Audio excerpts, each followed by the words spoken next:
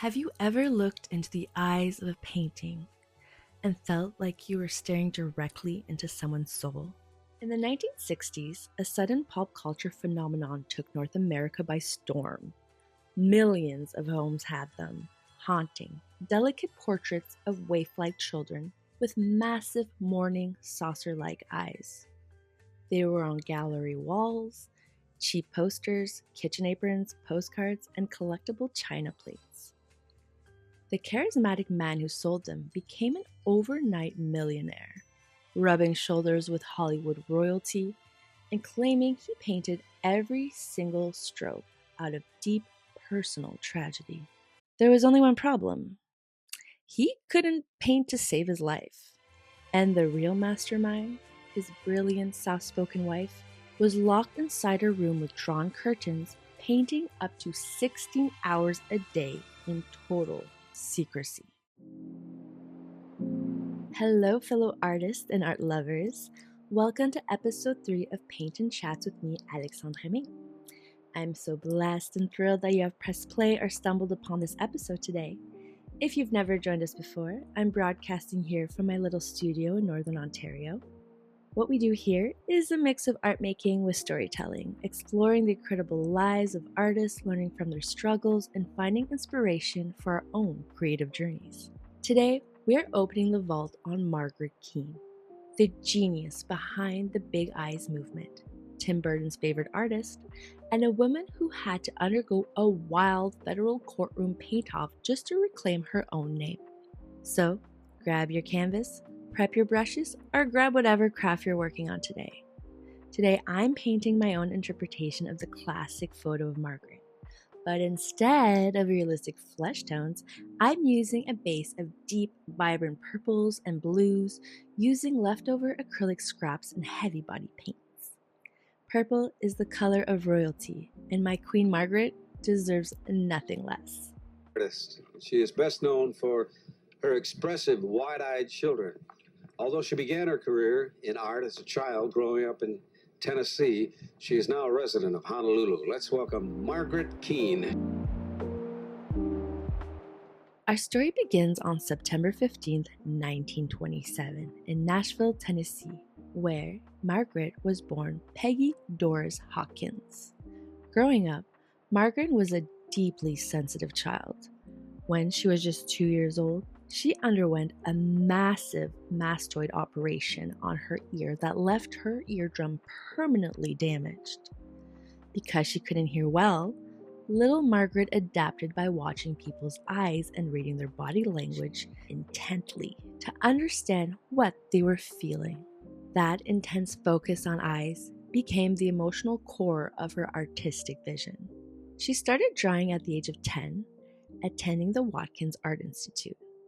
Her very first painting was of two little girls, one crying and one laughing, which she gave to her grandmother. In her local church community, she became famous for sketching angels with oversized, soulful eyes and floppy wings. By age 18, her supportive family sent her to fashion school in New York City. In 1948, at around 21 years old, Margaret married her first husband. The marriage was deeply abusive and fraught with tension. The one shining light of those years was the birth of her daughter Jane on April 15, 1950.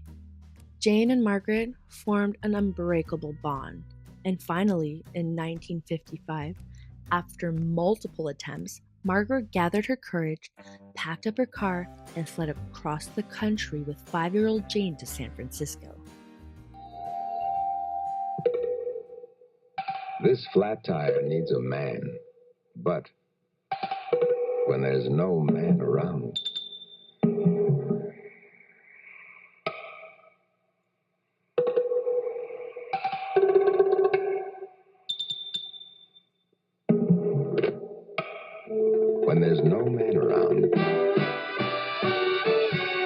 Goodyear should be. Oh, the 1950s. A world that truly believed a woman couldn't function without a husband by her side. And that exact societal pressure was about to walk straight into Margaret's life in the form of Walter Keane. In San Francisco, Margaret worked tirelessly painting cribs and furniture. As a single mother in 1955, she lived in constant fear that the welfare services would deem her an unfit, unmarried mother and take Jane away. In the spring of 1955, at an outdoor art fair, she met Walter Keane.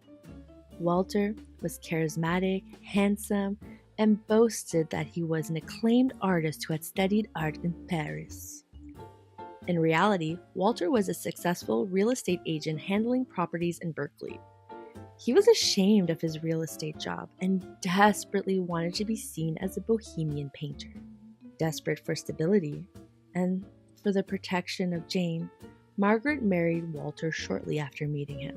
Once the two got married, to showcase their work, Walter convinced Enrico Banducci, owner of a famous beatnik bar on Jackson Street, to let him rent wall space in the corridor right outside the bathrooms. One night at the club, a famous brawl broke out.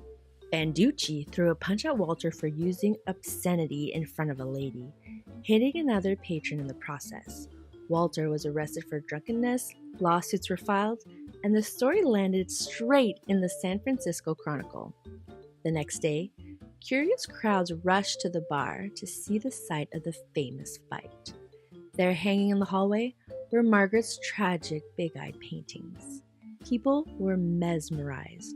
When patrons asked who painted them, Walter stepped into the spotlight and took 100% of the credit. He spun heart-wrenching lies about living in post-war Europe and painting starving street orphans with wide, sad eyes. When Margaret accidentally discovered Walter was taking credit for her work during a visit to the club, she was heartbroken. But Walter manipulated her, convincing her that no one would buy art made by a woman. He assured her that they were a team. She would paint, and he would handle the business. Soon, Walter opened the Keane Art Gallery in 1960 and mastered mass production. He realized prints could make millions, charging for posters, postcards, and plates. By 1965, Life magazine declared Keane's Big Eyes the most popular art in the country. Behind the scenes, it was a living nightmare. Margaret was locked in her home studio painting 16 hours a day behind drawn curtains. Walter checked on her constantly, calling every hour when he was traveling. He grew increasingly abusive and unstable, frequently threatening to kill her if she ever revealed their secret. Finally, in 1965, Margaret escaped Walter's grip and moved with Jane to Paradise in Honolulu. Though she was far away, she kept mailing him paintings out of fear. In Hawaii, two things transformed her life.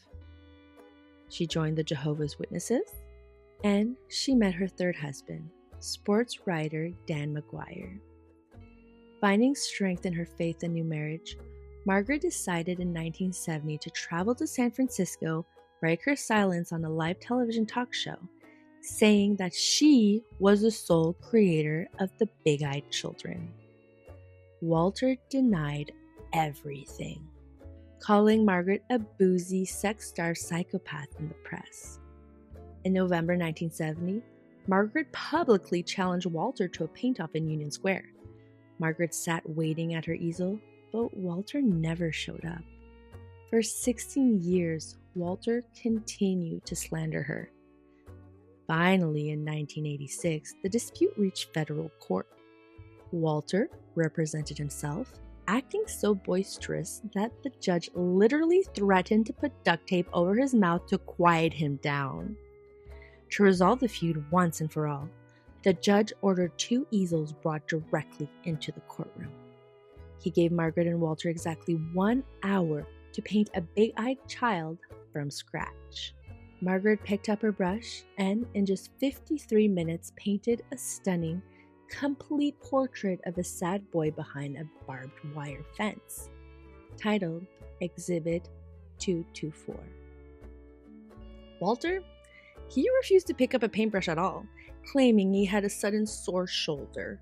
Margaret won the lawsuit and was awarded $4 million in damages, though Walter had squandered his entire fortune by then, and she never received a penny. Margaret won what mattered the most, though: her name, her truth, and her artistic legacy.